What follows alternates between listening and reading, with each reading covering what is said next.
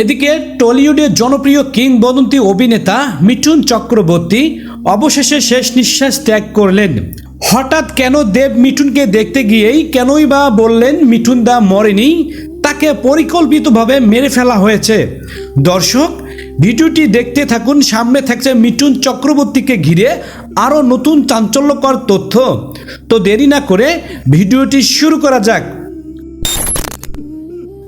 সামাজিক যোগাযোগ মাধ্যমে দাবানলের মতো ছড়িয়ে পড়েছে একটি খবর, কিংবদন্তি অভিনেতা মিঠুন চক্রবর্তী আর নেই। কিন্তু সত্যি কি তাই?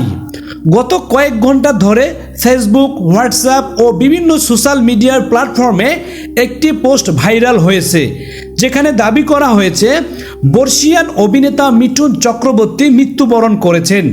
সেই সঙ্গে জুড়ে দেওয়া হয়েছে হাসপাতালে অভিনেতা দেবের উপস্থিতির একটি ছবি, যা এই গুজবকে আরও বিশ্বাসযোগ্য করে তুলেছে সামাজিক যোগাযোগ মাধ্যমে। কিন্তু প্রশ্ন হলো, সত্যি কি মিঠুন চক্রবর্তী প্রয়াত হয়েছেন, নাকি এটি আরেকটি ভিত্তিহীন গুজব যা আগেও একাধিকবার ছড়িয়েছিল সোশ্যাল মিডিয়ায়?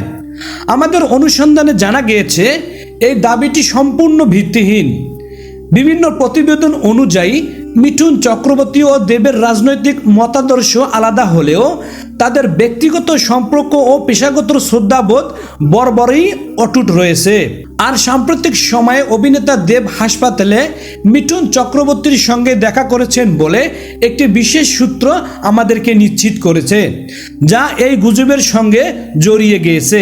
এর আগেও একাধিকবার মিঠুন চক্রবর্তীর অসুস্থতার পুরনো কিছু ছবি ব্যবহার করে তার মৃত্যুর গুজব ছড়ানো হয়েছিল, যা প্রতিবারই ভুয়া প্রমাণিত হয়েছে। মিঠুন চক্রবর্তী অফিসিয়াল কোনো সূত্র কিংবা মূলধারার কোনো সংবাদ মাধ্যম এখন পর্যন্ত তার মৃত্যুর কোনো সত্যতা নিশ্চিত করেনি। বরং সাম্প্রতিক প্রতিবেদনগুলোতে দেখা গিয়েছে মিঠুন চক্রবর্তী হাতে আঘাত পেয়ে কিছুদিন আগে কলকাতার বাইপাস এলাকার পিয়ারলেস হাসপাতালে ভর্তি রয়েছেন এই বর্ষিয়ান অভিনেতা, এবং তার হাতে ছোট অস্ত্রোপচারের জন্য তিনি সেখানে চিকিৎসাধীন এখনো আছেন বলে কিছু সূত্র নিশ্চিত করেছে। এবং মিঠুনকে দেখতে গিয়ে দেব বলেন, মিঠুন চক্রবর্তী আমার বাবার মতো, আমি কখনো তাকে আমার বয়সে ছোট করে দেখিনি। দর্শক, এই গুজব আসলে গুজব নয়।